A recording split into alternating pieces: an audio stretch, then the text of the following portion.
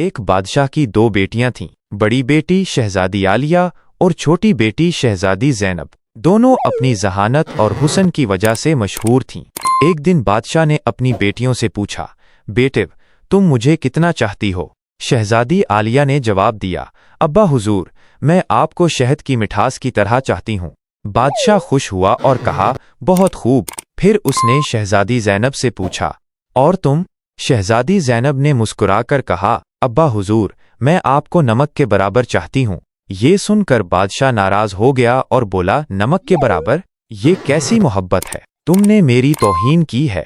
غصے میں آ کر اس نے زینب کو محل سے نکال دیا اور دراز گاؤں میں جا کر سادہ زندگی گزارنے لگی۔ کچھ عرصے بعد بادشاہ نے ایک دعوت کا اہتمام کیا اور مختلف علاقوں کے لوگوں کو مدعو کیا، جن میں زینب بھی شامل تھی۔ دعوت میں مختلف قسم کے لذیذ کھانے پیش کیے گئے، لیکن سب میں ایک چیز کی کمی تھی، نمک۔